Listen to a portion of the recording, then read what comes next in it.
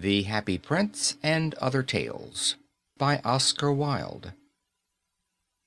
High above the city, on a tall column, stood the statue of the Happy Prince. He was gilded all over with thin leaves of fine gold. For eyes he had two bright sapphires, and a large red ruby glowed on his sword hilt. He was very much admired indeed. "He is as beautiful as a weathercock," remarked one of the town councilors, who wished to gain a reputation for having artistic tastes. "Only not quite so useful," he added, fearing lest people should think him unpractical, which he really was not. "Why can't you be like the Happy Prince?" asked a sensible mother of her little boy who was crying for the moon. "The Happy Prince never dreams of crying for anything." "I am glad there is someone in the world who is quite happy," muttered a disappointed man as he gazed at the wonderful statue. "He looks just like an angel," said the charity children as they came out of the cathedral in their bright scarlet cloaks and their clean white pinafores. "How do you know?" asked the mathematical master. "You have never seen one." "Ah, but we have in our dreams," answered the children, and the mathematical master frowned and looked very severe, for he did not approve of children dreaming. One night there flew over the city a little swallow. His friends had gone away to Egypt 6 weeks before, but he had stayed behind, for he was in love with the most beautiful reed. He had met her early in the spring as he was flying down the river after a big yellow moth, and had been so attracted by her slender waist that he had stopped to talk to her. "Shall I love you?" said the swallow, who liked to come to the point at once. And the reed made him a low bow, so he flew round and round her, touching the water with his wings and making silver ripples. This was his courtship, and it lasted all through the summer. "It is a ridiculous attachment," twittered the other swallows. "She has no money and far too many relations." And indeed the river was quite full of reeds. Then, when the autumn came, they all flew away. After they had gone he felt lonely, and began to tire of his lady love. "She has no conversation," he said, "and I am afraid that she is a coquette, for she is always flirting with the wind. And certainly whenever the wind blew, the reed made the most graceful curtsies. I admit that she is domestic," he continued, "but I love traveling, and my wife consequently should love traveling also." "Will you come away with me?" he said finally to her, but the reed shook her head, she was so attached to her home. "You have been trifling with me," he cried. "I am off to the pyramids. Goodbye." And he flew away. All day long he flew, and at night time he arrived at the city. "Where shall I put up?" he said. "I hope the town has made preparations." Then he saw the statue on the tall column. "I will put up there," he cried. "It is a fine position with plenty of fresh air." So he alighted just between the feet of the Happy Prince. "I have a golden bedroom," he said softly to himself as he looked round, and he prepared to go to sleep. But just as he was putting his head under his wing, a large drop of water fell on him. "What a curious thing!" he cried. "There is not a single cloud in the sky. The stars are quite clear and bright, and yet it is raining. The climate in the north of Europe is really dreadful. The reed used to like the rain, but that was merely her selfishness." Then another drop fell. "What is the use of a statue if it cannot keep the rain off?" he said. "I must look for a good chimney pot," and he determined to fly away. But before he had opened his wings, a third drop fell, and he looked up and saw... what did he see? The eyes of the Happy Prince were filled with tears, and tears were running down his golden cheeks. His face was so beautiful in the moonlight that the little swallow was filled with pity. "Who are you?" he said. "I am the happy prince." "Why are you weeping, then?" asked the swallow. "You have quite drenched me."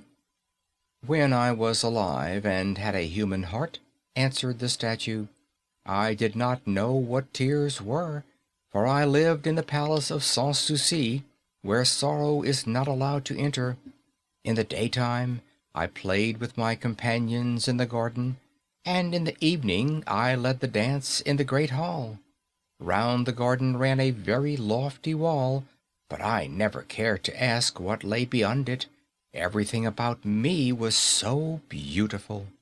My courtiers called me the happy prince, and happy indeed I was, if pleasure be happiness. So I lived, and so I died. And now that I am dead, they have set me up here so high that I can see all the ugliness and all the misery of my city, and though my heart is made of lead, yet I cannot choose but weep." "What? Is he not solid gold?" said the swallow to himself. He was too polite to make any personal remarks out loud. "Far away," continued the statue in a low, musical voice, "far away in a little street there is a poor house. One of the windows is open, and through it I can see a woman seated at a table. Her face is thin and worn, and she has coarse red hands all pricked by the needle, for she is a seamstress. She is embroidering passion flowers on a satin gown for the loveliest of the Queen's maids of honor to wear at the next court ball. In a bed in the corner of the room her little boy is lying ill. He has a fever and is asking for oranges. His mother has nothing to give him but river water, so he is crying. Swallow, swallow, little swallow, will you not bring her the ruby out of my sword hilt? My feet are fastened to this pedestal, and I cannot move." "I am waited for in Egypt," said the swallow. "My friends are flying up and down the Nile and talking to the large lotus flowers. Soon they will go to sleep in the tomb of the great king. The king is there himself in his painted coffin. He is wrapped in yellow linen and embalmed with spices. Round his neck is a chain of pale green jade, and his hands are like withered leaves." "Swallow, swallow, little swallow," said the prince, "will you not stay with me for one night and be my messenger? The boy is so thirsty, and the mother so sad." "I don't think I like boys," answered the swallow. "Last summer, when I was staying on the river, there were two rude boys, the miller's sons, who were always throwing stones at me. They never hit me, of course. We swallows fly far too well for that. And besides, I come of a family famous for its agility. But still, it was a mark of disrespect." But the happy prince looked so sad that the little swallow was sorry. "It is very cold here," he said, "but I will stay with you for one night and be your messenger." "Thank you, little swallow," said the prince. So the swallow picked out the great ruby from the prince's sword and flew away with it in his beak over the roofs of the town. He passed by the cathedral tower, where the white marble angels were sculptured. He passed by the palace and heard the sound of dancing. A beautiful girl came out on the balcony with her lover. "How wonderful the stars are," he said to her, "and how wonderful is the power of love." "I hope my dress will be ready in time for the state ball," she answered. "I have ordered passion flowers to be embroidered on it, but the seamstresses are so lazy." He passed over the river and saw the lanterns hanging to the masts of the ships. He passed over the ghetto and saw the old Jews bargaining with each other and weighing out money in copper scales. At last he came to the poor house and looked in. The boy was tossing feverishly on his bed, and the mother had fallen asleep, she was so tired. In he hopped, and laid the great ruby on the table beside the woman's thimble. Then he flew gently round the bed, fanning the boy's forehead with his wings. "How cool I feel!" said the boy. "I must be getting better." And he sank into a delicious slumber. Then the swallow flew back to the happy prince and told him what he had done. "It is curious," he remarked, "but I feel quite warm now, although it is so cold." "That is because you have done a good deed," said the prince. And the little swallow began to think, and then he fell asleep. Thinking always made him sleepy. When day broke, he flew down to the river and had a bath. "What a remarkable phenomenon," said the professor of ornithology as he was passing over the bridge. "A swallow in winter!" And he wrote a long letter about it to the local newspaper. Everyone quoted it. It was full of so many words that they could not understand. "Tonight I go to Egypt," said the swallow, and he was in high spirits at the prospect. He visited all the public monuments and sat a long time on top of the church steeple. Wherever he went, the sparrows chirruped and said to each other, "What a distinguished stranger!" So he enjoyed himself very much. When the moon rose, he flew back to the happy prince. "Have you any commissions for Egypt?" he cried. "I am just starting." "Swallow, swallow, little swallow," said the prince, "will you not stay with me one night longer?" "I am waited for in Egypt," answered the swallow. "Tomorrow my friends will fly up to the second cataract. The river horse couches there among the bulrushes, and on a great granite throne sits the god Memnon. All night long he watches the stars, and when the morning star shines, he utters one cry of joy, and then he is silent. At noon the yellow lions come down to the water's edge to drink. They have eyes like green beryls, and their roar is louder than the roar of the cataract." "Swallow, swallow, little swallow," said the prince. "Far away across the city I see a young man in a garret. He is leaning over a desk covered with papers, and in a tumbler by his side there is a bunch of withered violets. His hair is brown and crisp, and his lips are red as pomegranate, and he has large and dreamy eyes. He is trying to finish a play for the director of the theater, but he is too cold to write any more. There is no fire in the grate, and hunger has made him faint. "I will wait with you one night longer," said the swallow, who really had a good heart. "Shall I take him another ruby?" "Alas, I have no ruby now," said the prince. "My eyes are all that I have left. They are made of rare sapphires, which were brought out of India 1,000 years ago. Pluck one of them and take it to him. He will sell it to the jeweler and buy food and firewood, and finish his play." "Dear prince," said the swallow, "I cannot do that," and he began to weep. "Swallow, swallow, little swallow," said the prince, "do as I command you." So the swallow plucked out the prince's eye and flew away to the student's garret. It was easy enough to get in, as there was a hole in the roof. Through this he darted and came into the room. The young man had his head buried in his hands, so he did not hear the flutter of the bird's wings, and when he looked up, he found the beautiful sapphire lying on the withered violets. "I am beginning to be appreciated," he cried. "This is from some great admirer. Now I can finish my play," and he looked quite happy. The next day the swallow flew down to the harbor. He sat on the mast of a large vessel and watched the sailors hauling big chests out of the hold with ropes. "Heave ahoy!" they shouted as each chest came up. "I am going to Egypt," cried the swallow, but nobody minded, and when the moon rose he flew back to the happy prince. I am come to bid you good-bye," he cried. "Swallow, swallow, little swallow," said the prince, "will you not stay with me one night longer?" "It is winter," answered the swallow, "and the chill snow will soon be here. In Egypt the sun is warm on the green palm trees, and the crocodiles lie in the mud and look lazily about them.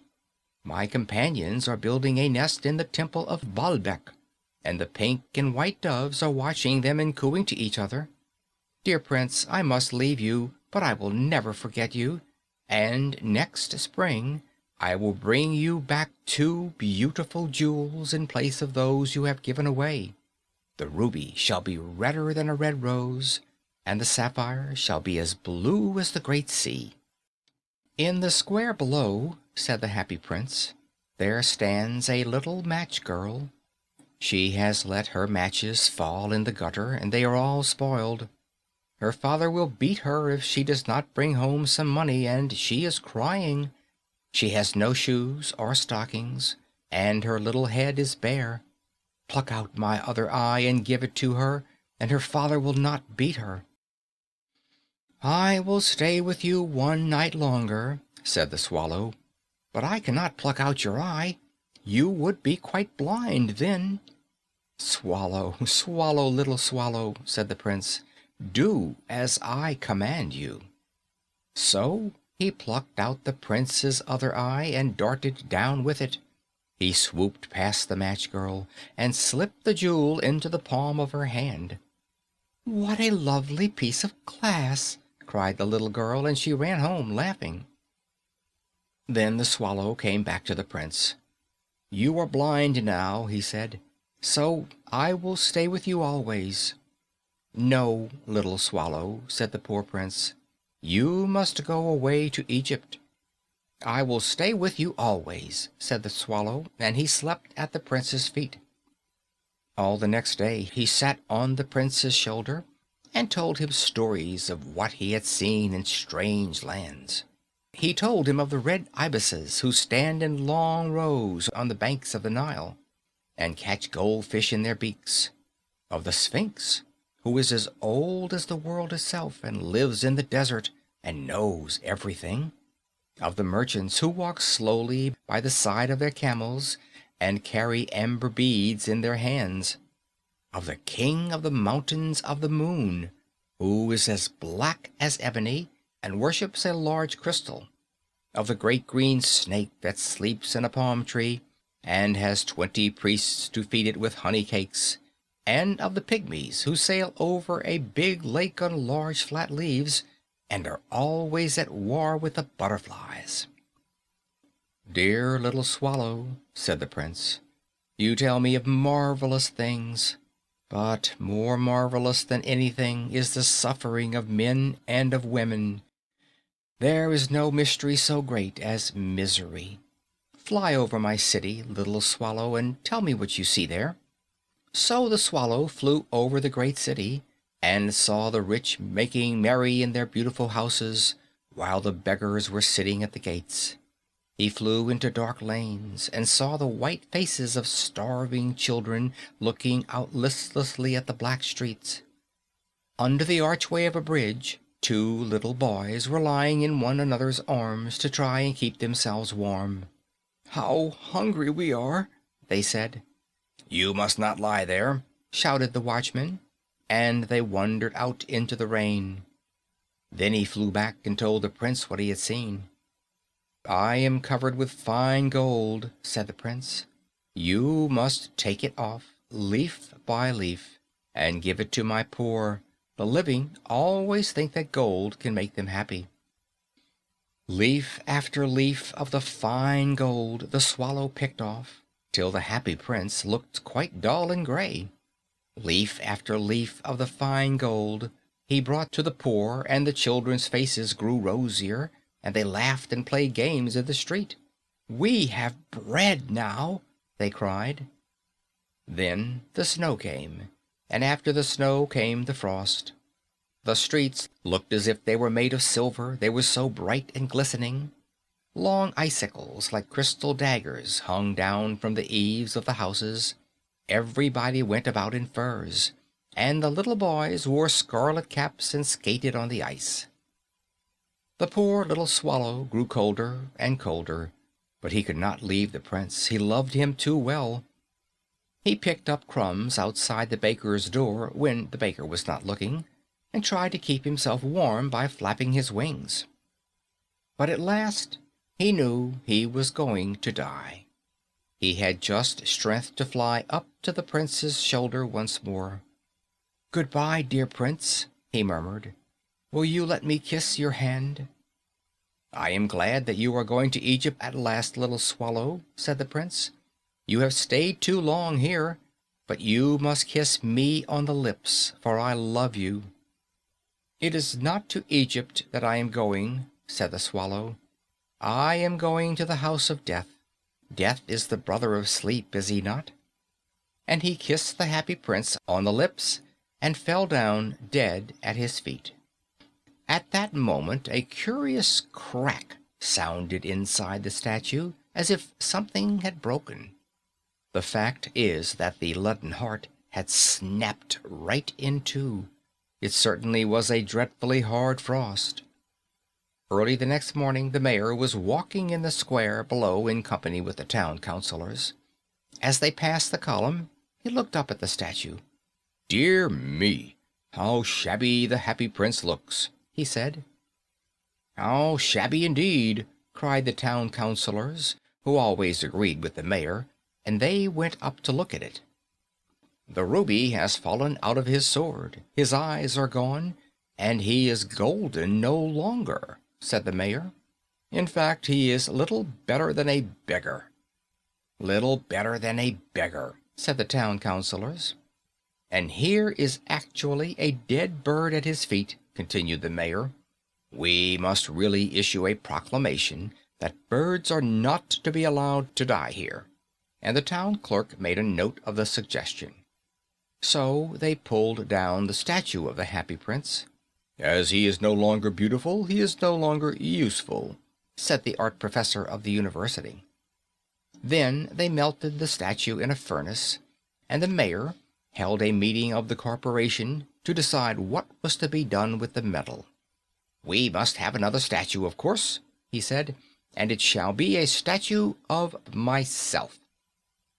"Of myself," said each of the town councilors, and they quarreled. When I last heard of them, they were quarreling still. "What a strange thing," said the overseer of the workmen at the foundry. "This broken lead heart will not melt in the furnace. We must throw it away." So they threw it on a dust heap where the dead swallow was also lying. "Bring me the two most precious things in the city," said God to one of his angels. And the angel brought him the leaden heart and the dead bird. "You have rightly chosen," said God, "for in my garden of paradise this little bird shall sing forevermore, and in my city of gold the happy prince shall praise me." End of The Happy Prince. The Nightingale and the Rose. "She said that she would dance with me if I brought her red roses," cried the young student. "But in all my garden there is no red rose." From her nest in the holm oak tree the nightingale heard him, and she looked out through the leaves and wondered. "No red rose in all my garden!" he cried, and his beautiful eyes filled with tears. "Ah, on what little things does happiness depend! I have read all that the wise men have written, and all the secrets of philosophy are mine. Yet, for want of a red rose is my life made wretched." "Here at last is a true lover," said the nightingale. "Night after night have I sung of him, though I knew him not. Night after night have I told his story to the stars, and now I see him. His hair is dark as the hyacinth blossom, and his lips are red as the rose of his desire. But passion has made his face like pale ivory, and sorrow has set her seal upon his brow.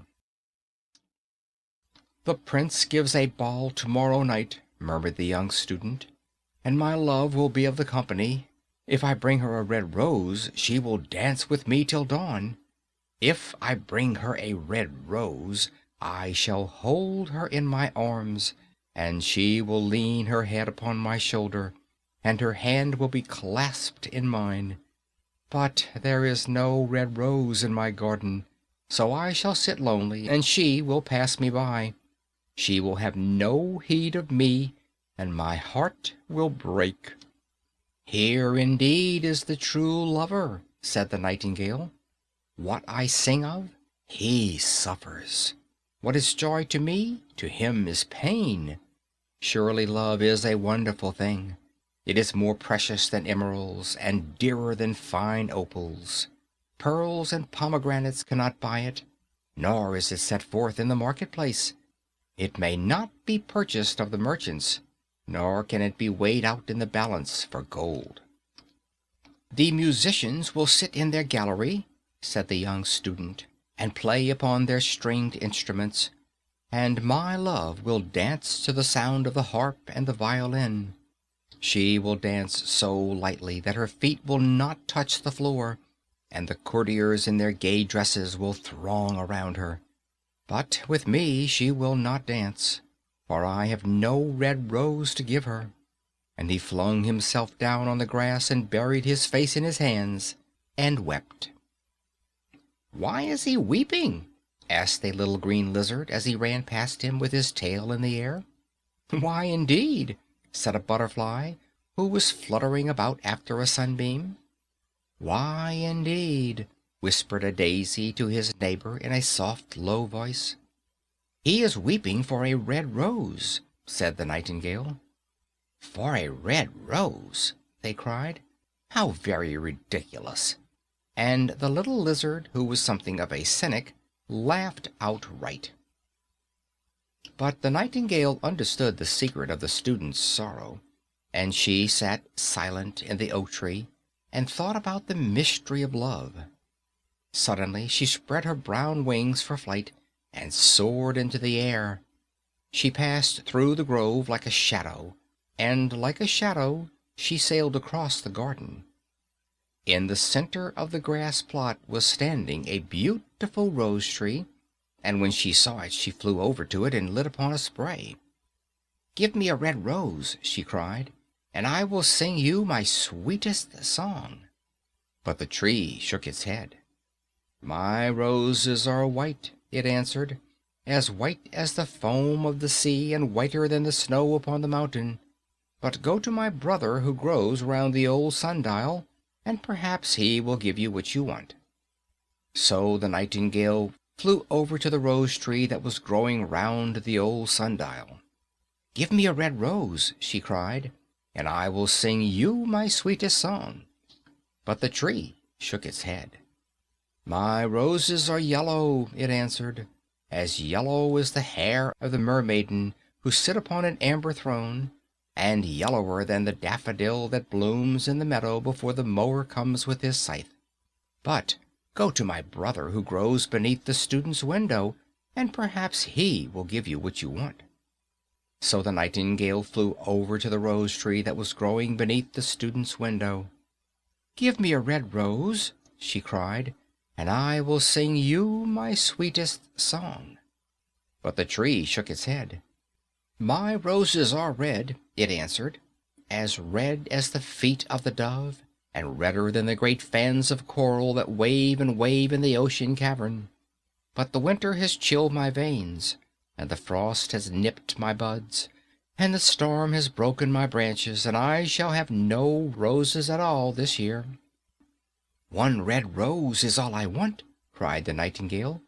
"Only one red rose? Is there no way by which I can get it?" "There is a way," answered the tree, "but it is so terrible that I dare not tell it to you." "Tell it to me," said the nightingale. "I am not afraid."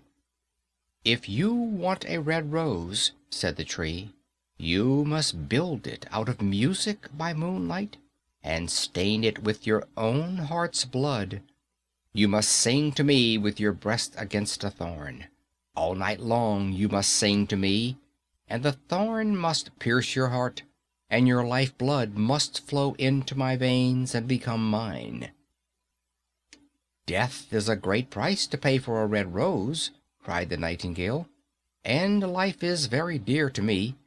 It is pleasant to sit in the green wood, and to watch the sun in his chariot of gold, and the moon in her chariot of pearl. Sweet is the scent of the hawthorn, and sweet are the bluebells that hide in the valley, and the heather that blows on the hill. Yet love is better than life. And what is the heart of a bird compared to the heart of a man?" So she spread her brown wings for flight, and soared into the air. She swept over the garden like a shadow, and like a shadow she sailed through the grove. The young student was still lying on the grass where she had left him, and the tears were not yet dry in his beautiful eyes. "Be happy!" cried the nightingale. "Be happy! You shall have your red rose. I will build it out of music by moonlight, and stain it with my own heart's blood. All I ask of you in return is that you will be a true lover, for love is wiser than philosophy, though he is wise, and mightier than power, though he is mighty. Flame-colored are his wings, and colored like flame is his body. His lips are sweet as honey, and his breath is like frankincense."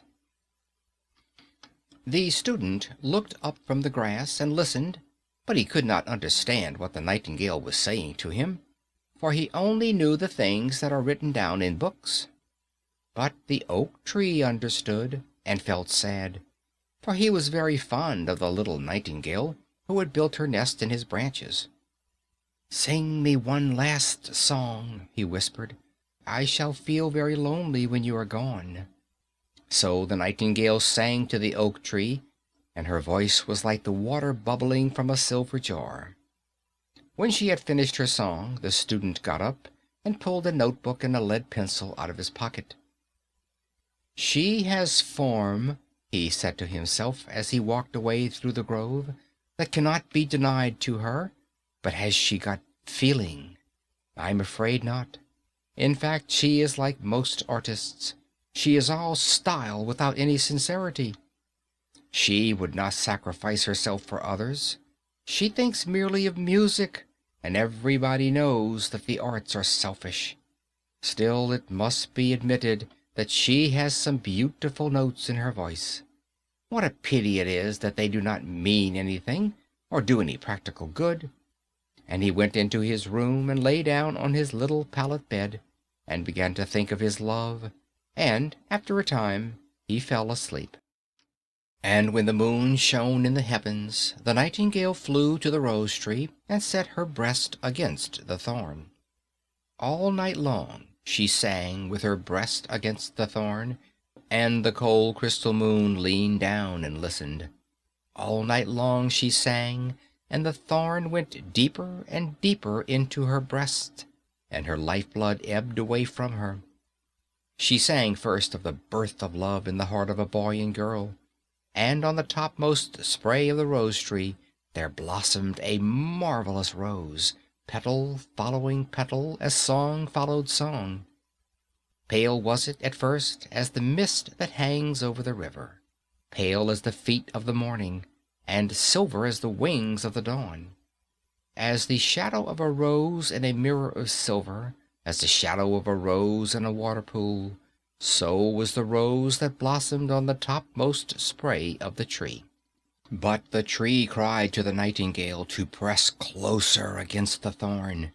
"Press closer, little nightingale," cried the tree, "or the day will come before the rose is finished." So the nightingale pressed closer against the thorn, and louder grew her song, for she sang of the birth of passion in the soul of a man and a maid. And a delicate flush of pink came into the leaves of the rose, like the flush in the face of the bridegroom when he kisses the lips of the bride.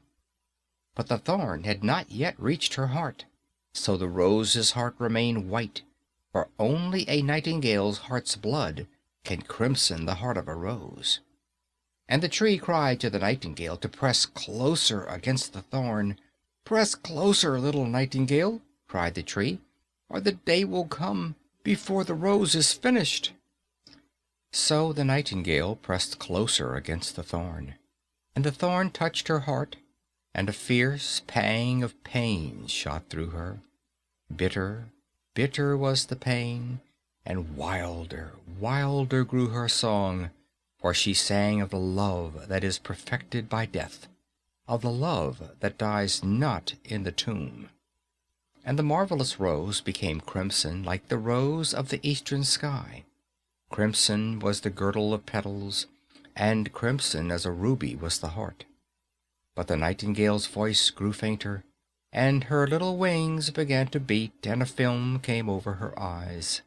Fainter and fainter grew her song, and she felt something choking her in her throat. Then she gave one last burst of music. The white moon heard it, and she forgot the dawn, and lingered on in the sky. The red rose heard it, and it trembled all over with ecstasy, and opened its petals to the cold morning air. Echo bore it to her purple cavern in the hills, and woke the sleeping shepherds from their dreams. It floated through the reeds of the city, and they carried its message to the sea. "Look, look!" cried the tree. "The rose is finished now." But the nightingale made no answer, for she was lying dead in the long grass, with a thorn in her heart. And at noon the student opened his window and looked out. "Why, what a wonderful piece of luck!" he cried. "Here is a red rose. I have never seen any rose like it in all my life. It is so beautiful that I am sure it has a long Latin name." And he leaned down and plucked it. Then he put on his hat and ran up to the professor's house with the rose in his hand. The daughter of the professor was sitting in the doorway, winding blue silk on a reel, and her little dog was lying at her feet. "You said that you would dance with me if I brought you a red rose," cried the student. "Here is the reddest rose in all the world. You will wear it tonight next to your heart, and as we dance together, it will tell you how I love you." But the girl frowned. "I am afraid it will not go with my dress," she answered. "And besides, the chamberlain's nephew has sent me some real jewels, and everybody knows that jewels cost far more than flowers." "Well, upon my word, you are very ungrateful," said the student angrily, and he threw the rose into the street, where it fell into the gutter, and a cartwheel went over it. "Ungrateful," said the girl.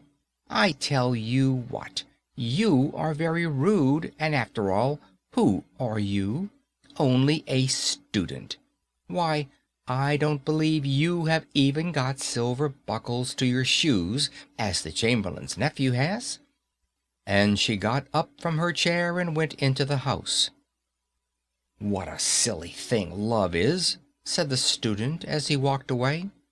"It is not half as useful as logic, for it does not prove anything, and it is always telling one of things that are not going to happen, and making one believe things that are not true. In fact, it is quite unpractical, and as in this age to be practical is everything, I shall go back to philosophy and study metaphysics." So he returned to his room and pulled out a great dusty book and began to read. End of The Nightingale and the Rose.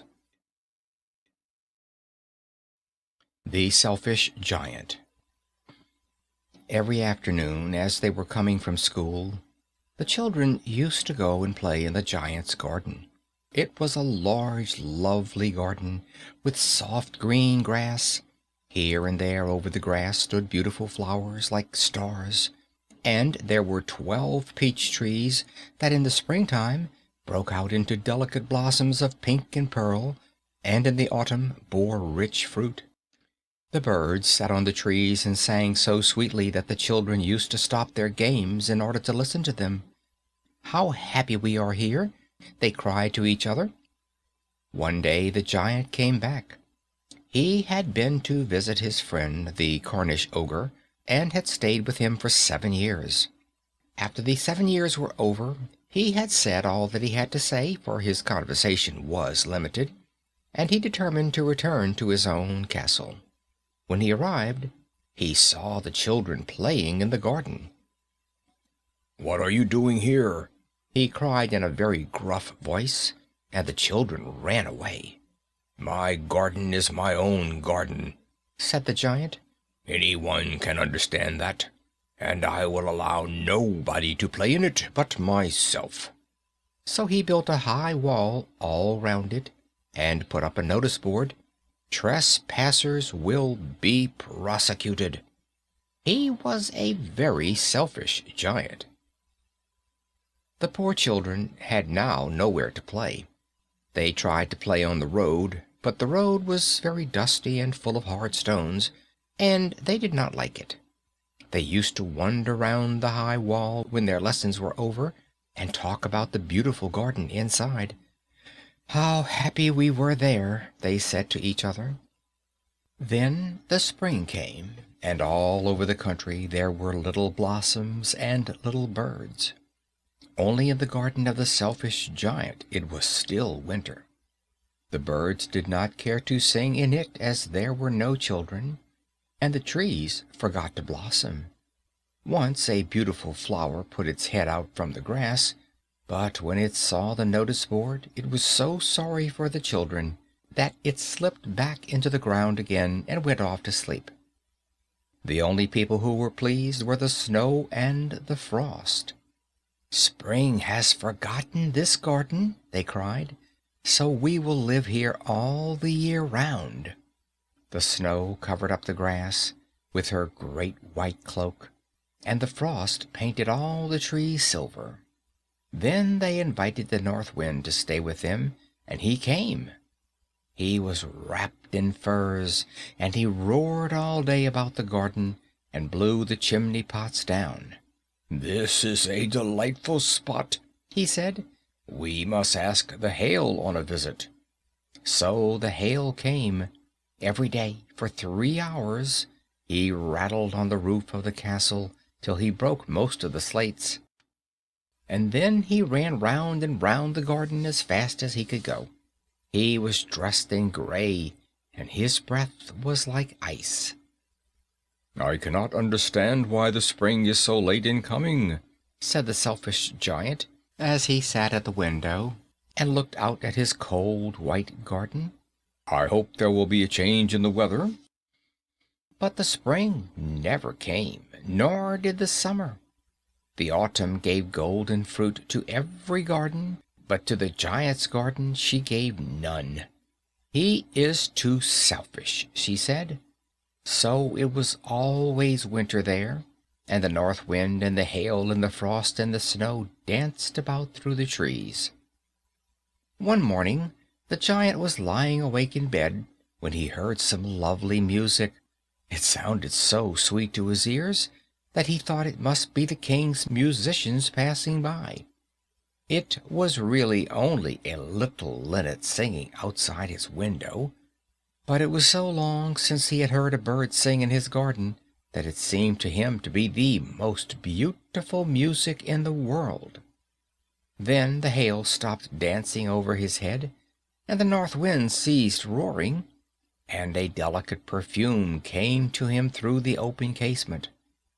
"I believe the spring has come at last," said the giant, and he jumped out of bed and looked out. What did he see? He saw a most wonderful sight. Through a little hole in the wall the children had crept in, and they were sitting in the branches of the trees. In every tree that he could see there was a little child, and the trees were so glad to have the children back again that they had covered themselves with blossoms and were waving their arms gently above the children's heads. The birds were flying about and twittering with delight, and the flowers were looking up through the green grass and laughing. It was a lovely scene, only in one corner it was still winter.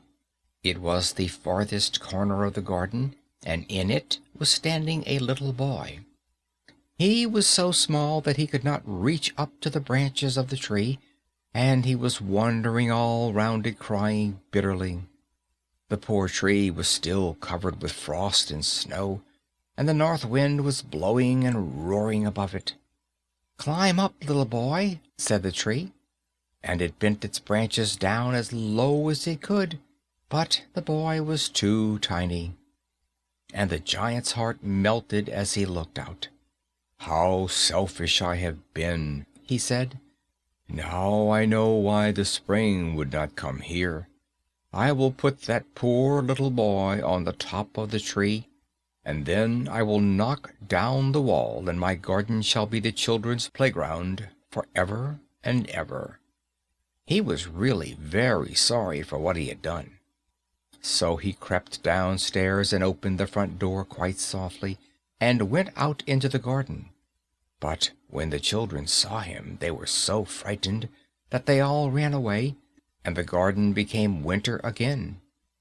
Only the little boy did not run, for his eyes were so full of tears that he did not see the giant coming. And the giant stole up behind him, and took him gently in his hand, and put him up into the tree. And the tree broke at once into blossom, and the birds came and sang on it, and the little boy stretched out his 2 arms and flung them round the giant's neck and kissed him.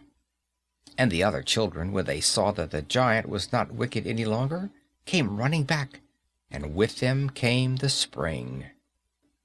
"It is your garden now, little children," said the giant, and he took a great axe and knocked down the wall, and when the people were going to market at 12 o'clock, they found the giant playing with the children in the most beautiful garden they had ever seen.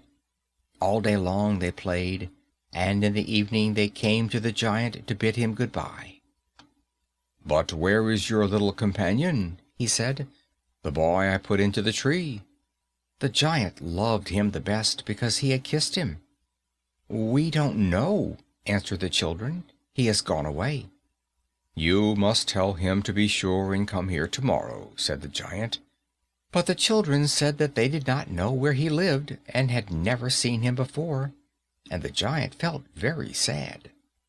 Every afternoon, when school was over, the children came and played with the giant, but the little boy whom the giant loved was never seen again.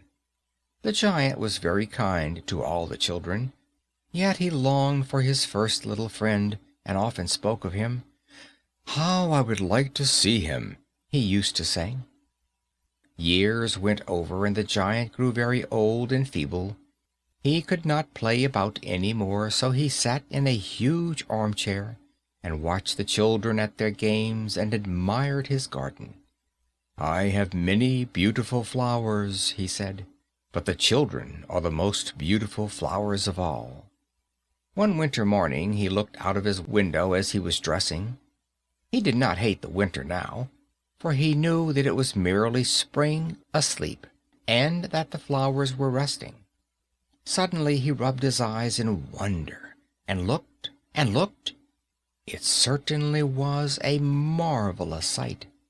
In the farthest corner of the garden was a tree quite covered with lovely white blossoms. Its branches were all golden, and silver fruit hung down from them, and underneath it stood the little boy he had loved.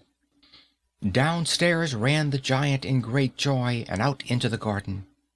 He hastened across the grass and came near to the child, and when he came quite close, his face grew red with anger, and he said, "Who hath dared to wound thee?" For on the palms of the child's hands were the prints of 2 nails, and the prints of 2 nails were on the little feet. "Who hath dared to wound thee?" cried the giant. "Tell me, that I might take my big sword and slay him." "Nay," answered the child, "but these are the wounds of love." "Who art thou?" said the giant, and a strange awe fell on him, and he knelt before the little child. And the child smiled on the giant and said to him, "You let me play once in your garden. Today you shall come with me to my garden, which is paradise." And when the children ran in that afternoon, they found the giant lying dead under the tree, all covered with white blossoms. End of The Selfish Giant. The Devoted Friend. One morning the old water rat put his head out of his hole. He had bright beady eyes and stiff gray whiskers, and his tail was like a long bit of black India rubber. The little ducks were swimming about in the pond, looking just like a lot of yellow canaries, and their mother, who was pure white with real red legs, was trying to teach them how to stand on their heads in the water. "You will never be in the best society unless you can stand on your heads," she kept saying to them, and every now and then she showed them how it was done. But the little ducks paid no attention to her. They were so young that they did not know what an advantage it is to be in society at all. "What disobedient children!" cried the old water rat. "They really deserve to be drowned." "Nothing of the kind," answered the duck. "Everyone must make a beginning, and parents cannot be too patient." "Ah, I know nothing about the feelings of parents," said the water rat. "I am not a family man. In fact, I have never been married, and I never intend to be. Love is all very well in its way, but friendship is much higher. Indeed, I know of nothing in the world that is either nobler or rarer than a devoted friendship." "And what, pray, is your idea of the duties of a devoted friend?" asked a green linnet, who was now sitting in a willow tree hard by, and had overheard the conversation. "Yes, that is just what I want to know," said the duck, and she swam away to the end of the pond and stood upon her head in order to give her children a good example. "What a silly question!" cried the water rat. "I should expect my devoted friend to be devoted to me, of course." "And what would you do in return?" asked the little bird, swinging upon a silver spray and flapping his tiny wings. "I don't understand you," answered the water rat. "Let me tell you a story on the subject," said the linnet. "Is the story about me?" asked the water rat. "If so, I will listen to it, for I am extremely fond of fiction." "It is applicable to you," answered the linnet, and he flew down, and alighting upon the bank, he told the story of the devoted friend. "Once upon a time," said the linnet, "there was an honest little fellow named Hans." "Was he very distinguished?"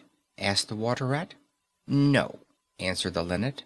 "I don't think he was distinguished at all, except for his kind heart and his funny round good-humored face.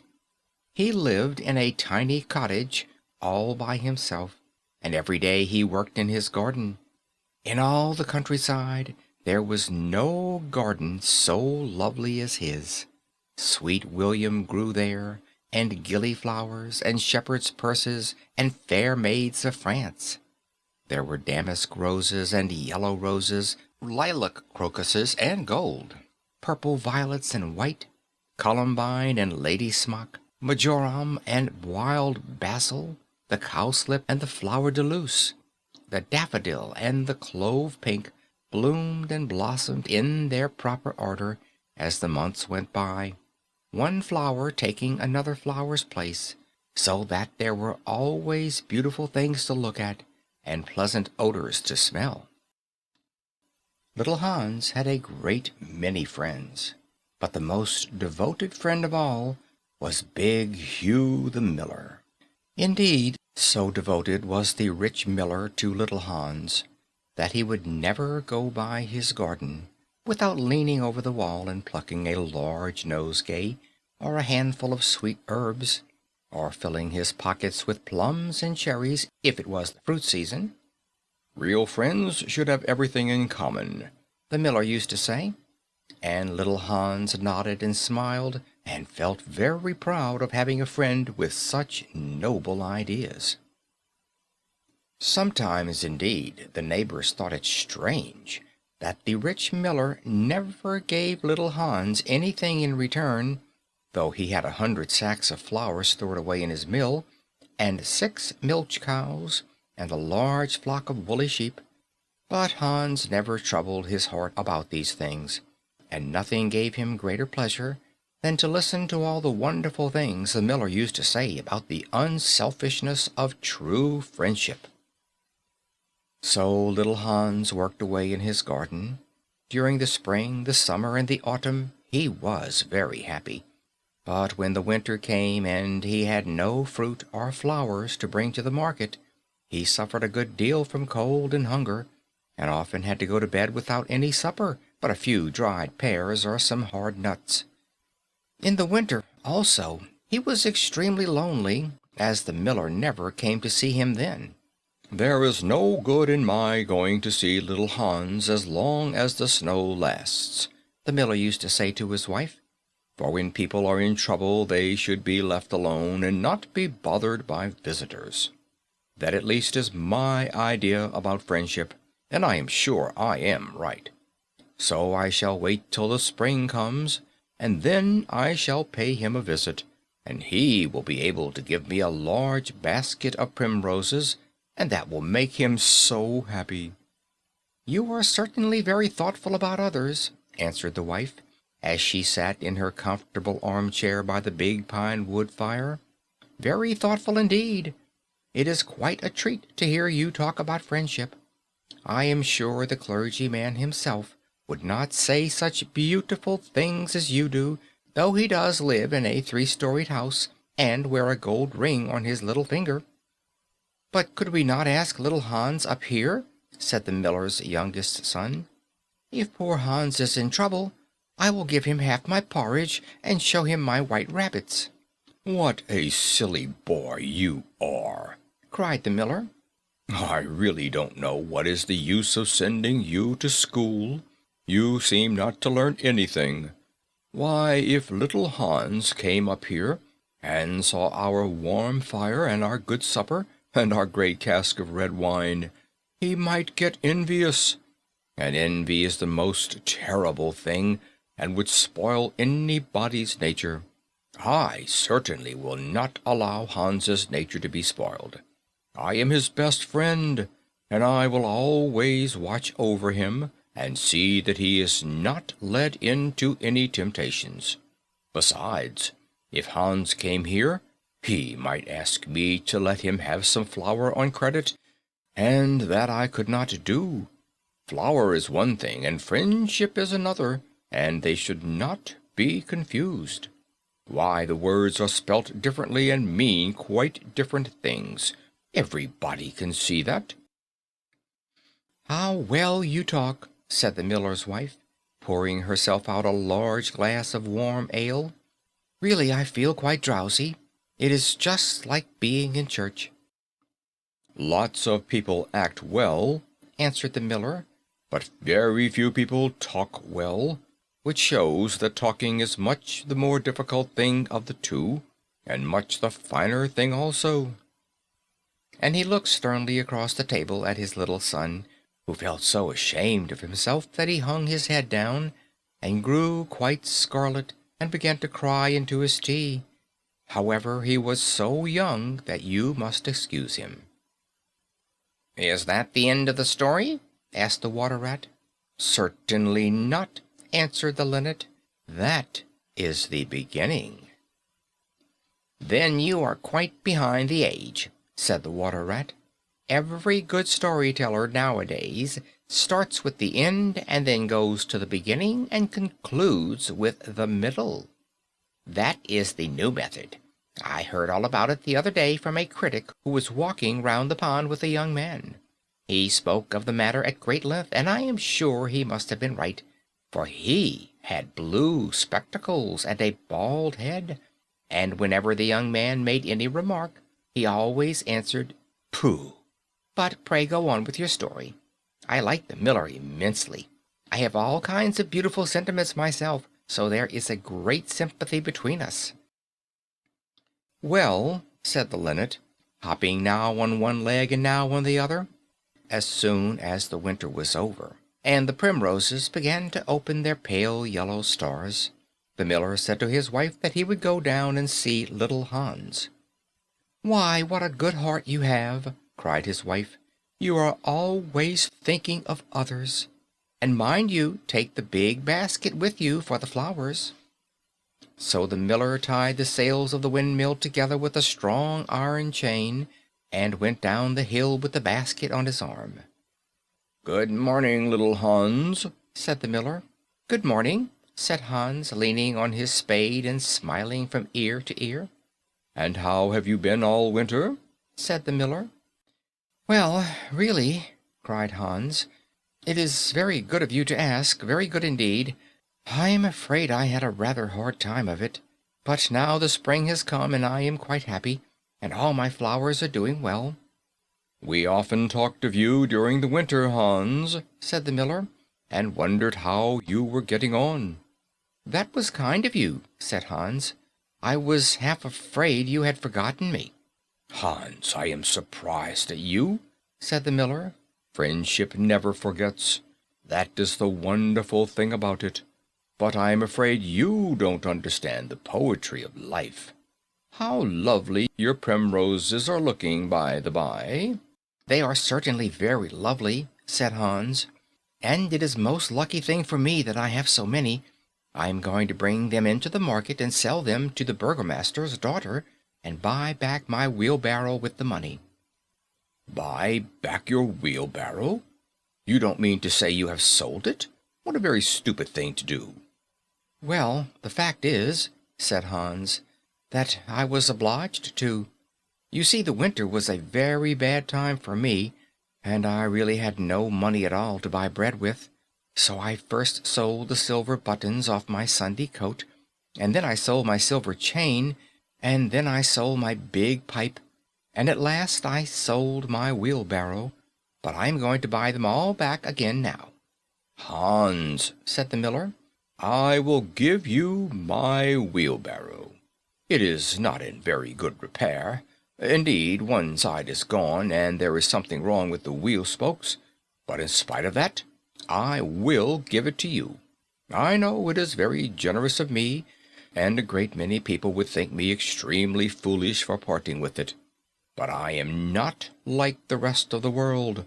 I think that generosity is the essence of friendship, and besides, I have got a new wheelbarrow for myself.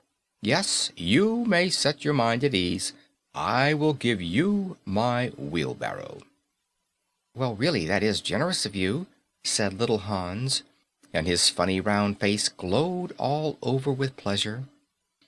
"I can easily put it in repair, as I have a plank of wood in the house." "A plank of wood?" said the miller. "Why, that is just what I want for the roof of my barn. There is a very large hole in it, and the corn will get all damp if I don't stop it. How lucky you mentioned it. It is quite remarkable how one good action always breeds another. I have given you my wheelbarrow, and now you are going to give me your plank.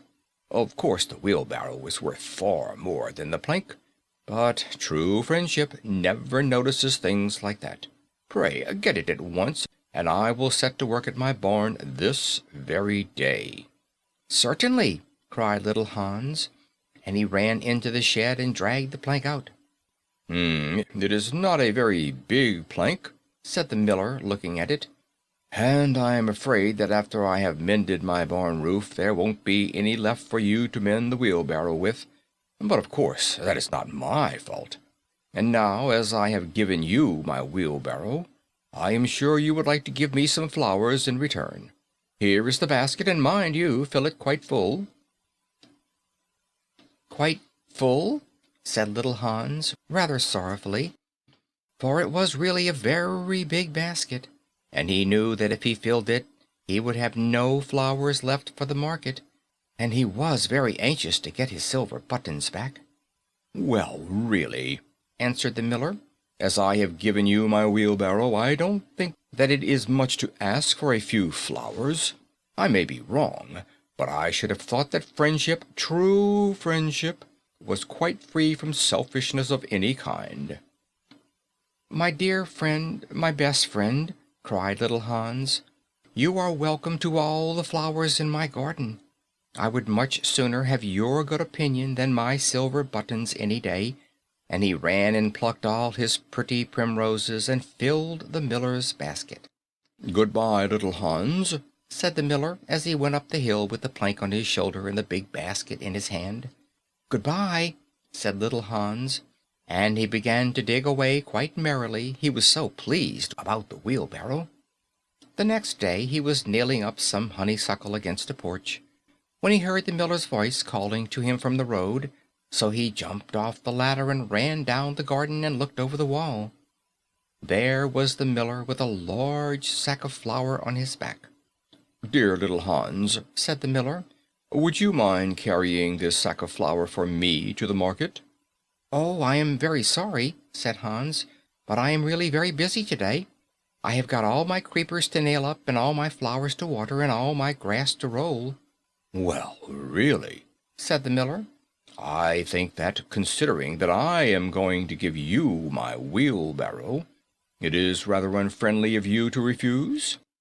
"Oh, don't say that," cried little Hans. "I wouldn't be unfriendly for all the world." And he ran in for his cap and trudged off with the big sack on his shoulders. It was a very hot day, and the road was terribly dusty, and before Hans had reached the 6th milestone, he was so tired that he had to sit down and rest. However, he went on bravely, and at last he reached the market. After he had waited there some time, he sold the sack of flour for a very good price, and then he returned home at once, for he was afraid that if he stopped too late he might meet some robbers on the way. "It has certainly been a hard day," said little Hans to himself as he was going to bed, "but I am glad I did not refuse the miller, for he is my best friend, and besides he is going to give me his wheelbarrow." Early the next morning the miller came down to get the money for his sack of flour, but little Hans was so tired that he was still in bed. "Upon my word," said the miller, "you are very lazy. Really, considering that I am going to give you my wheelbarrow, I think you might work harder. Idleness is a great sin, and I certainly don't like any of my friends to be idle or sluggish. You must not mind my speaking quite plainly to you. Of course, I should not dream of doing so if I were not your friend. But what is the good of friendship if one cannot say exactly what one means? Anyone can say charming things and try to please and to flatter, but a true friend always says unpleasant things and does not mind giving pain. Indeed, if he is a really true friend, he prefers it, for he knows that then he is doing good." "I am very sorry," said little Hans, rubbing his eyes and pulling off his nightcap, "but I was so tired that I thought I would lie in bed for a little time and listen to the birds singing. Do you know that I always work better after hearing the birds sing?" "Well, I am glad of that," said the miller, clapping little Hans on the back, "for I want you to come up to the mill as soon as you are dressed and mend my barn roof for me." Poor little Hans was very anxious to go and work in his garden, for his flowers had not been watered for 2 days, but he did not like to refuse the miller, as he was such a good friend to him. "Do you think it would be unfriendly of me if I said I was busy?" he inquired in a shy and timid voice. "Well, really," answered the miller, "I do not think it much to ask of you, considering that I am going to give you my wheelbarrow. But of course, if you refuse, I will go and do it myself." "Oh, on no account!" cried little Hans, and he jumped out of bed and dressed himself and went up to the barn. He worked there all day long, till sunset, and at sunset the miller came to see how he was getting on. "Have you mended the hole in the roof yet, little Hans?" said the miller in a cheery voice. "It is quite mended," answered little Hans, coming down the ladder. "Ah," said the miller, "there is no work so delightful as the work one does for others." "It is certainly a great privilege to hear you talk," answered little Hans, sitting down and wiping his forehead. "A very great privilege. But I am afraid I shall never have such beautiful ideas as you have." "Oh, they will come to you," said the miller, "but you must take more pains. At present you have only the practice of friendship. Some day you will have the theory also." "Do you really think I shall?" asked little Hans. "I have no doubt of it," answered the miller. "But now that you have mended the roof, you had better go home and rest, for I want you to drive my sheep to the mountain tomorrow." Poor little Hans was afraid to say anything to this, and early the next morning the miller brought his sheep round to the cottage, and Hans started off with them to the mountain. It took him the whole day to get there and back, and when he returned he was so tired that he went off to sleep in his chair, and did not wake up till it was broad daylight. "What a delightful time I shall have in my garden," he said, and he went to work at once. But somehow he was never able to look after his flowers at all, for his friend the miller was always coming round and sending him off on long errands, or getting him to help at the mill. Little Hans was very much distressed at times, as he was afraid his flowers would think he had forgotten them. But he consoled himself by the reflection that the miller was his best friend. "Besides," he used to say, "he is going to give me his wheelbarrow, and that is an act of pure generosity." So little Hans worked away for the miller, and the miller said all kinds of beautiful things about friendship, which Hans took down in his notebook and used to read over at night, for he was a very good scholar. Now it happened that one evening little Hans was sitting by his fireside when a loud rap came at the door.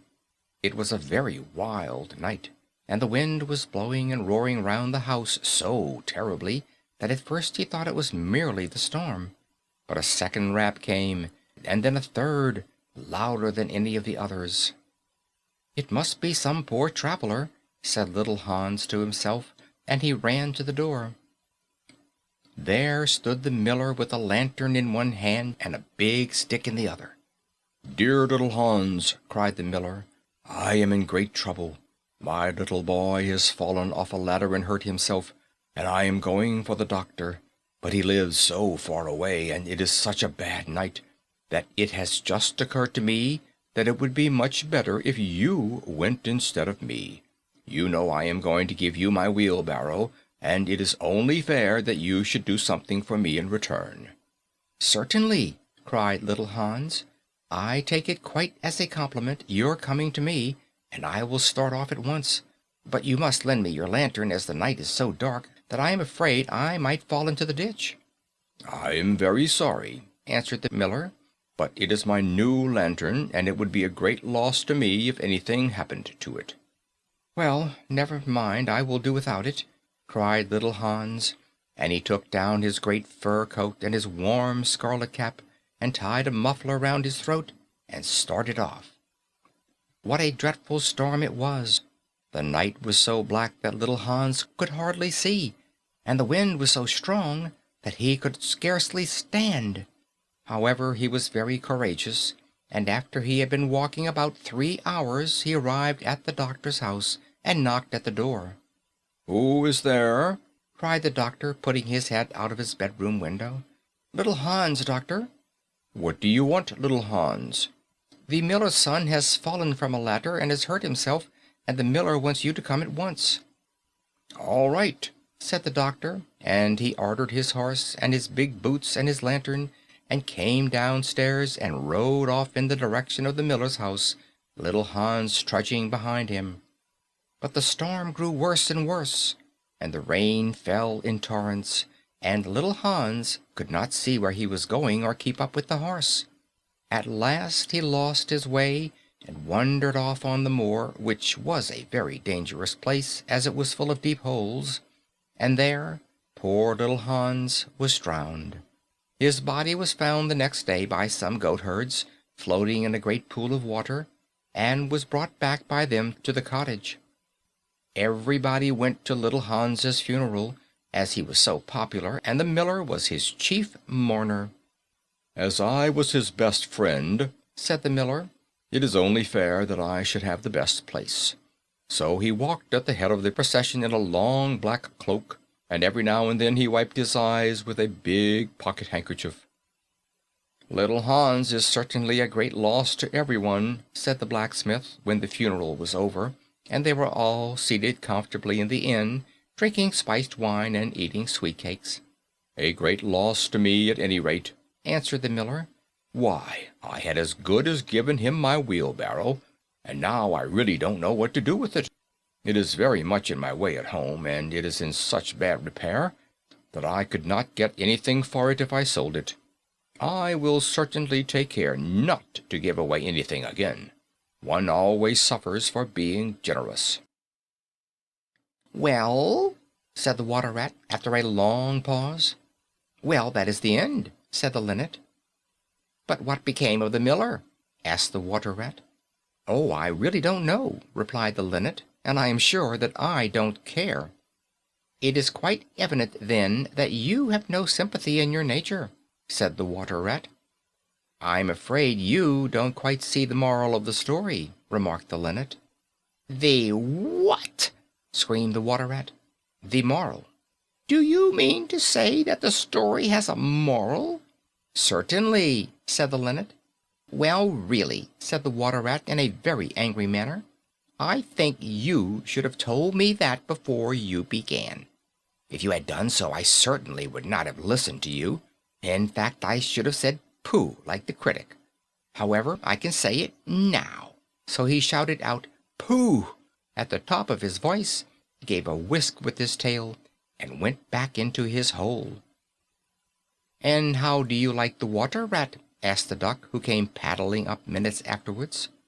"He has a great many good points, but for my own part I have a mother's feelings, and I can never look at a confirmed bachelor without the tears coming into my eyes." "I am afraid that I have annoyed him," answered the Linnet. "The fact is that I told him a story with a moral."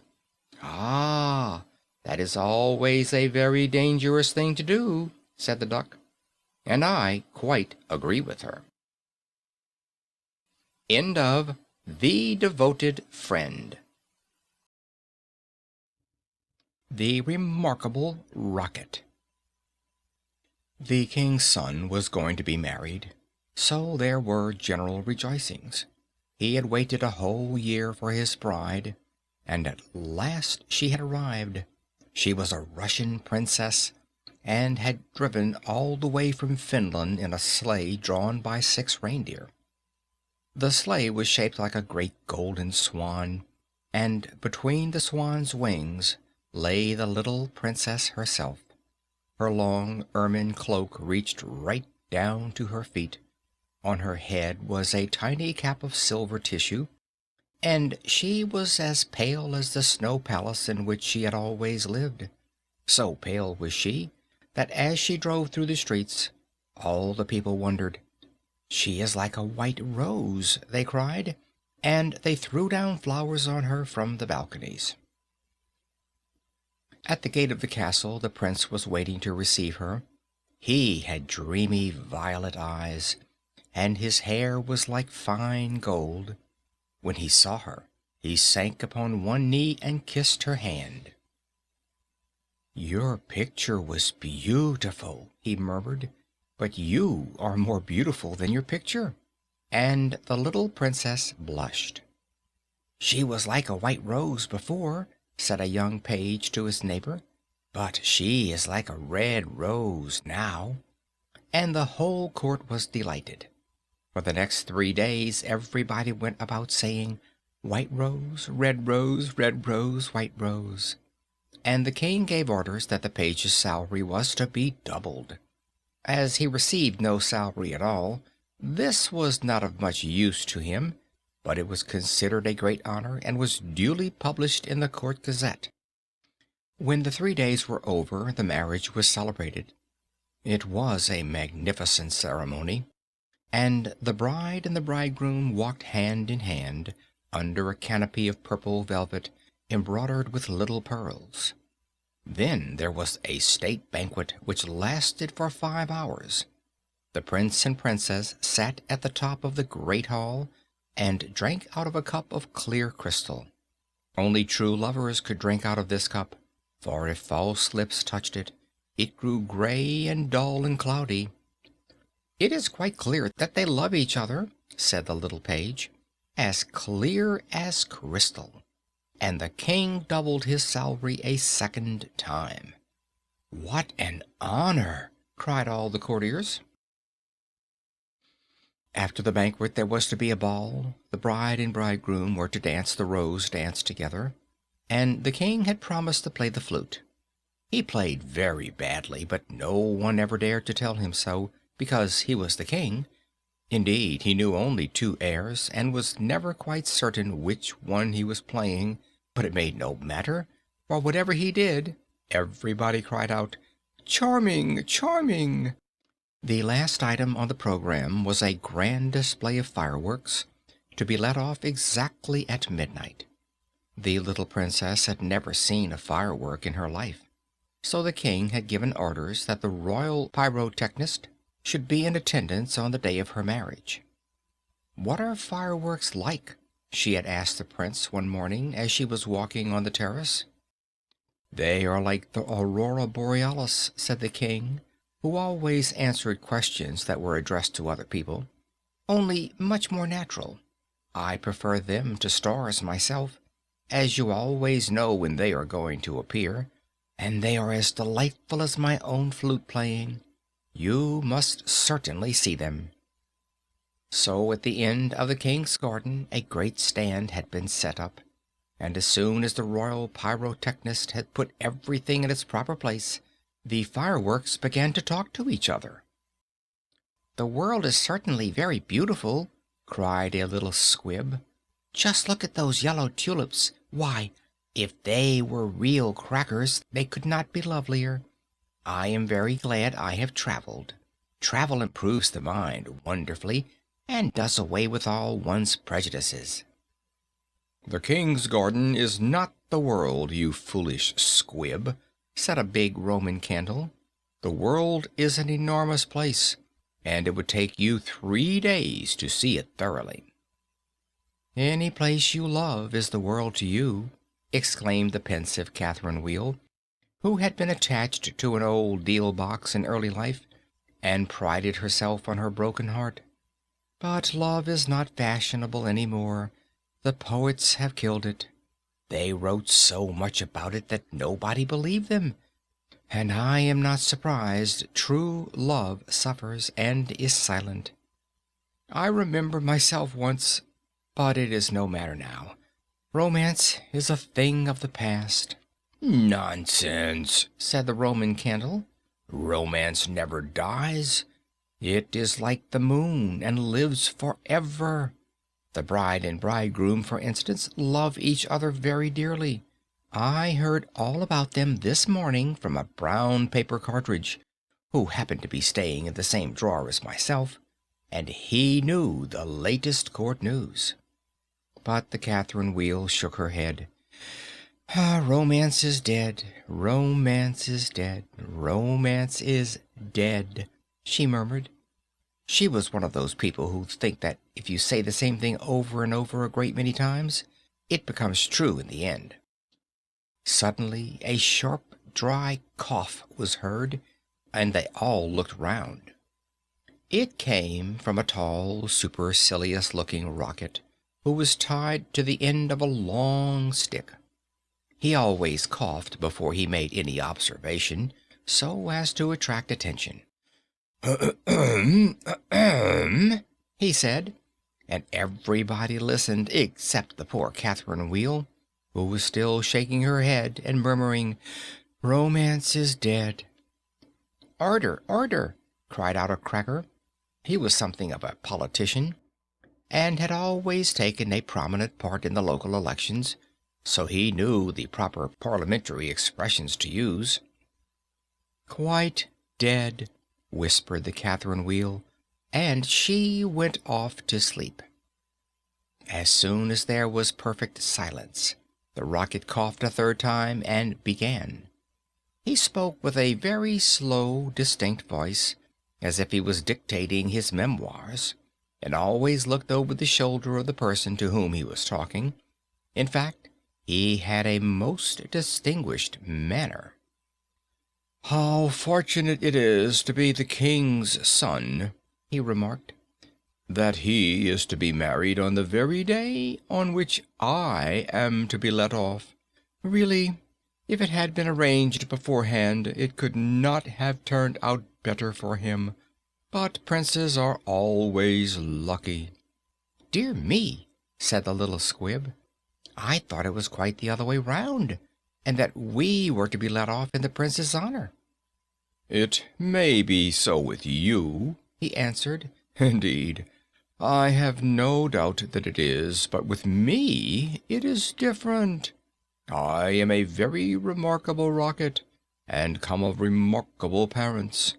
My mother was the most celebrated Catherine Wheel of her day, and was renowned for her graceful dancing. When she made her great public appearance, she spun round 19 times before she went out, and each time that she did so, she threw into the air 7 pink stars. She was 3 feet and a half in diameter, and made of the very best gunpowder. My father was a rocket like myself, and of French extraction. He flew so high that the people were afraid that he would never come down again. He did, though, for he was of a kindly disposition, and he made a most brilliant descent in a shower of golden rain. The newspapers wrote about his performance in very flattering terms. Indeed, the Court Gazette called him a triumph of pyrotechnic art." Pyrotechnic, you mean," said a Bengal light. "I know it is pyrotechnic, for I saw it written on my own canister." "Well, I said plyotechnic," answered the rocket in a very severe tone of voice, and the Bengal light felt so crushed that he began at once to bully the little squibs, in order to show that he was still a person of some importance.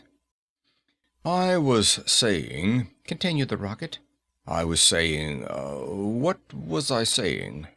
"You were talking about yourself," replied the Roman candle. "Of course, I knew I was discussing some interesting subject when I was so rudely interrupted. I hate rudeness and bad manners of every kind, for I am extremely sensitive. No one in the whole world is so sensitive as I am. I am quite sure of that." "What is a sensitive person?" said the cracker to the Roman candle. "A person who, because he has corns himself, always treads on other people's toes," answered the Roman candle in a low whisper, and the cracker nearly exploded with laughter. "Pray, what are you laughing at?" inquired the rocket. "I am not laughing." "I am laughing because I am happy," replied the cracker. "That is a very selfish reason," said the rocket angrily. "What right have you to be happy? You should be thinking about others. In fact, you should be thinking about me. I am always thinking about myself, and I expect everybody else to do the same. That is what is called sympathy. It is a beautiful virtue, and I possess it in a high degree. Suppose, for instance, anything happened to me tonight. What a misfortune that would be for everyone! The prince and princess would never be happy again. Their whole married life would be spoiled, and as for the king, I know he would not get over it. Really, when I begin to reflect on the importance of my position, I am almost moved to tears." "If you want to give pleasure to others," cried the Roman candle, "you had better keep yourself dry." "Certainly," exclaimed the Bengal light, who was now in better spirits. "That is only common sense." "Common sense, indeed! said the Rocket indignantly. "You forget that I am very uncommon and very remarkable. Why, anybody can have common sense, provided that they have no imagination. But I have imagination, for I never think of things as they really are. I always think of them as being quite different. As for keeping myself dry, there is evidently no one here who can at all appreciate an emotional nature. Fortunately for myself, I don't care. The only thing that sustains one through life is the consciousness of the immense inferiority of everybody else, and this is a feeling I have always cultivated. But none of you have any hearts. Here you are laughing and making merry, just as if the prince and princess had not just been married." "Well, really," exclaimed a small fire balloon, "why not? It is a most joyful occasion, and when I soar up into the air, I intend to tell the stars about it. You will see them twinkle when I talk to them about the pretty bride."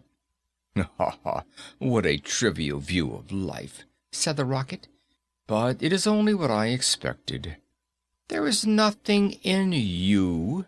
You are hollow and empty. Why, perhaps the prince and princess may go to live in a country where there is a deep river, and perhaps they may have only one son, a little fair-haired boy with violet eyes like the prince himself, and perhaps some day he may go out to walk with his nurse, and perhaps the nurse may go to sleep under a great elder tree, and perhaps the little boy may fall into the deep river and be drowned. What a terrible misfortune! Poor people, to lose their only son! It is really too dreadful. I shall never get over it." "But they have not lost their only son," said the Roman Candle. "No misfortune has happened to them at all." "I never said that they had," replied the Rocket. "I said that they might. If they had lost their only son, there would be no use in saying anything more about the matter. I hate people who cry over spilt milk, but when I think that they might lose their only son, I am certainly much affected." "You certainly are," cried the Bengal Light. "In fact, you are the most affected person I ever met." "You are the rudest person I ever met," said the Rocket, "and you cannot understand my friendship for the prince." "Why, you don't even know him," growled the Roman Candle. "I never said I knew him," answered the Rocket. "I dare say that if I knew him, I should not be his friend at all. It is a very dangerous thing to know one's friends." "You had really better keep yourself dry," said the fire balloon. "That is the important thing." "Very important for you, I have no doubt," answered the Rocket. "But I shall weep if I choose."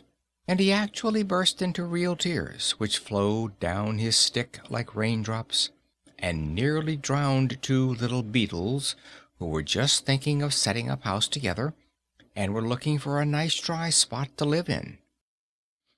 "He must have a truly romantic nature," said the Catherine Wheel, "for he weeps when there is nothing at all to weep about."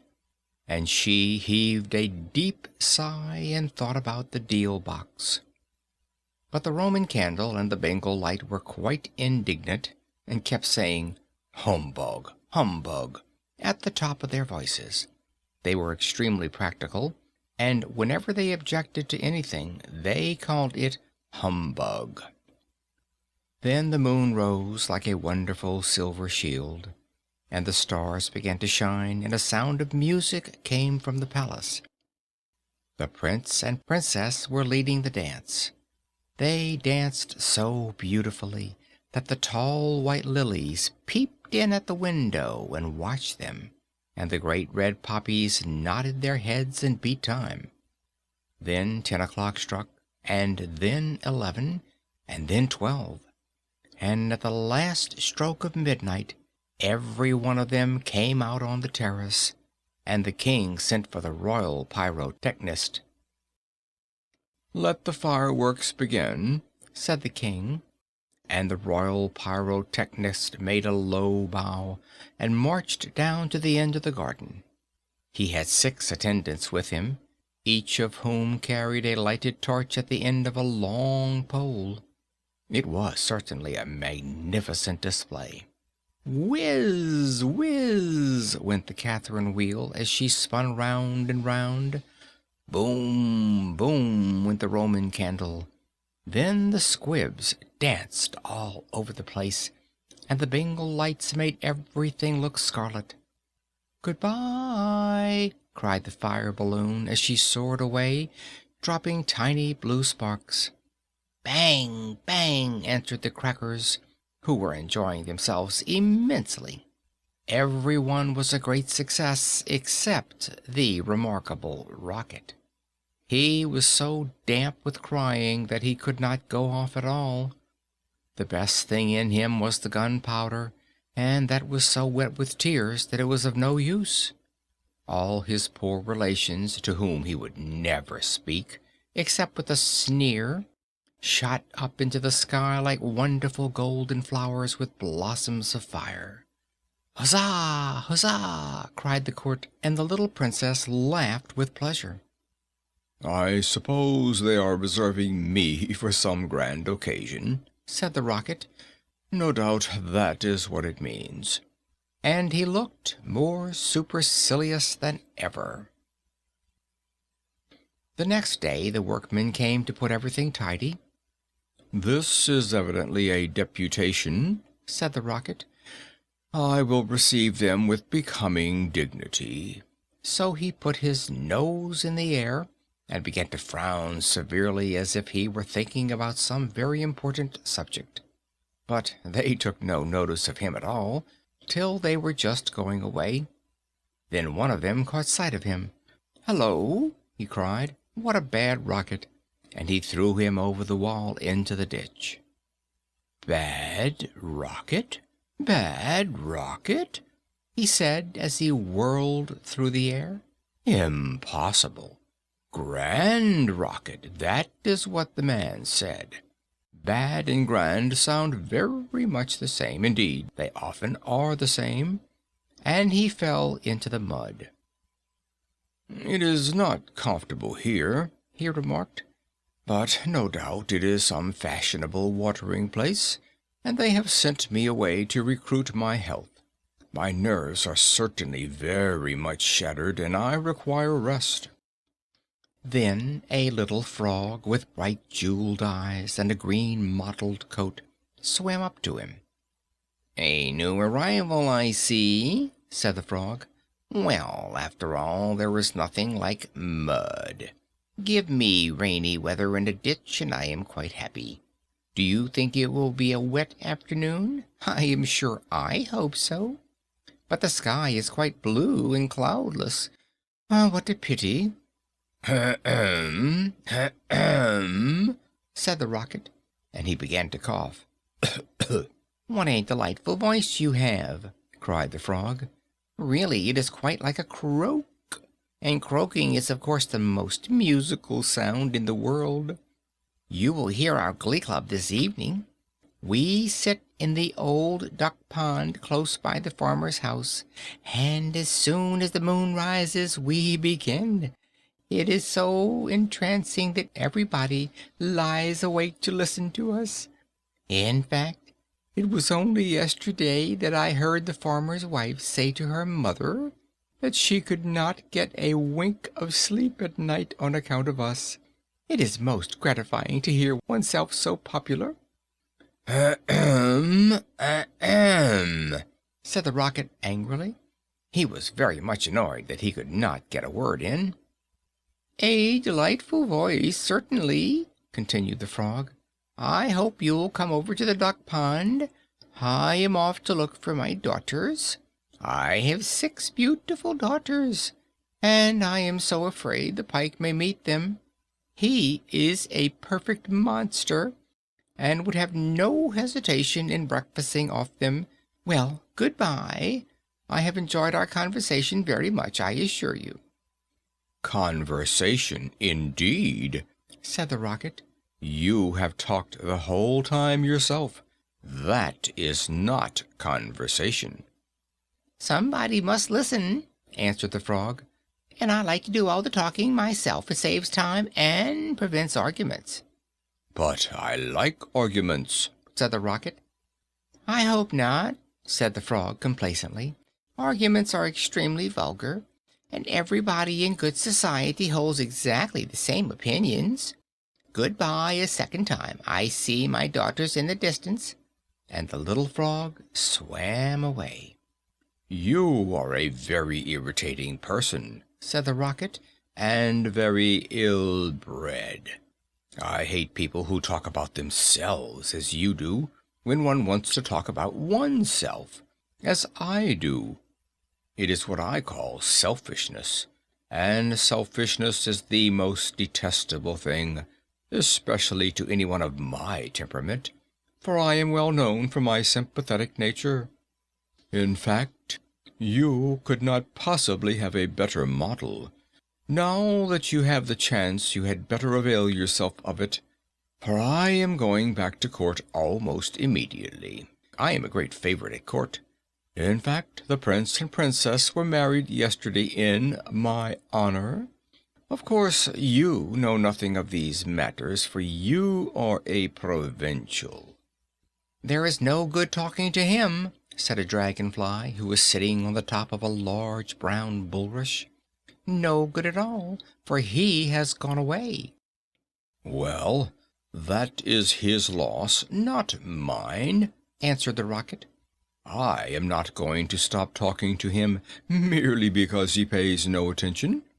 I like hearing myself talk. It is one of my greatest pleasures. I often have long conversations all by myself, and I am so clever that sometimes I don't understand a single word of what I am saying. Then you should certainly lecture on philosophy, said the dragonfly, and he spread a pair of lovely gauze wings and soared away into the sky. How very silly of him not to stay here, said the Rocket. I am sure that he has not often got such a chance of improving his mind. However, I don't care a bit. Genius like mine is sure to be appreciated some day. And he sank down a little deeper into the mud. After some time, a large white duck swam up to him. She had yellow legs and webbed feet, and was considered a great beauty on account of her waddle. "Quack, quack, quack," she said. "What a curious shape you are! May I ask, were you born like that, or is it the result of an accident?" It is quite evident that you have always lived in the country, answered the Rocket. Otherwise you would know who I am. However, I excuse your ignorance. It would be unfair to expect other people to be as remarkable as oneself. You will no doubt be surprised to hear that I can fly up into the sky and come down in a shower of golden rain. "I don't think much of that," said the duck, "as I cannot see what use it is to anyone. Now, if you could plow the fields like the ox, or draw a cart like the horse, or look after the sheep like the collie dog, that would be something." My good creature, cried the Rocket in a very haughty tone of voice, I see that you belong to the lower orders. A person of my position is never useful. We have certain accomplishments, and that is more than sufficient. I have no sympathy myself with industry of any kind, least of all with such industries as you seem to recommend. Indeed, I have always been of the opinion that hard work is simply the refuge of people who have nothing whatever to do.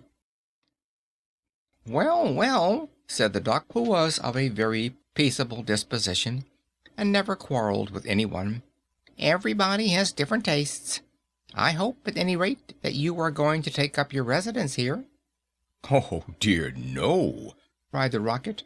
"I am merely a visitor, a distinguished visitor. The fact is that I find this place rather tedious.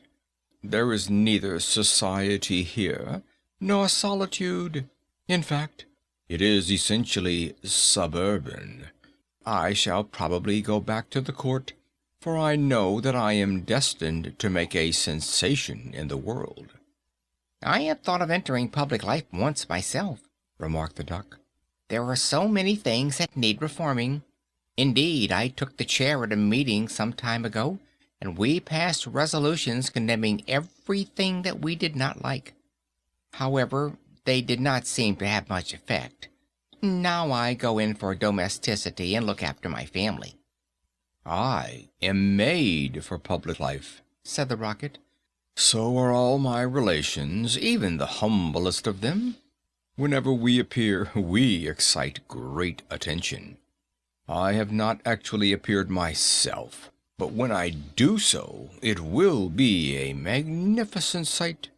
As for domesticity, it ages one rapidly and distracts one's mind from higher things." "Ah, the higher things of life are fine, they are," said the Duck. "And that reminds me how hungry I feel." And she swam away down the stream, saying, "Quack, quack, quack." Come back," screamed the Rocket. "I have a great deal to say to you." But the Duck paid no attention to him. "I am glad that she has gone," he said to himself. "She has a decidedly middle-class mind." And he sank a little deeper still into the mud, and began to think about the loneliness of genius, when suddenly two little boys in white smocks came running down the bank with a kettle and some faggots. "This must be the deputation," said the Rocket, and he tried to look very dignified. "Hello!"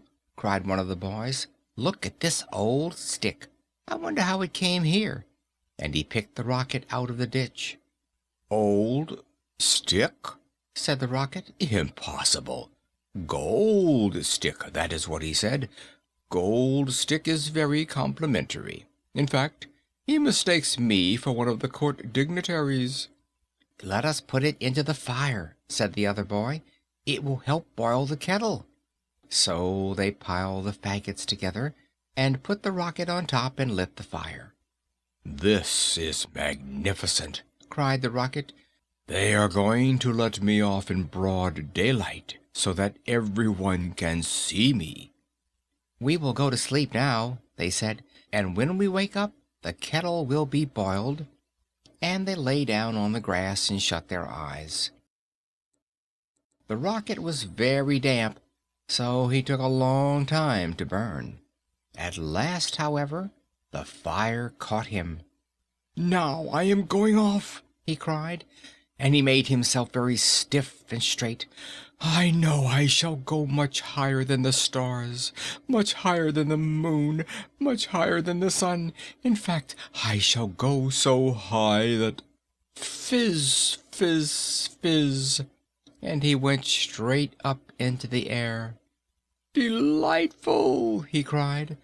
"I shall go on like this forever. What a success I am!" But nobody saw him. Then he began to feel a curious tingling sensation all over him.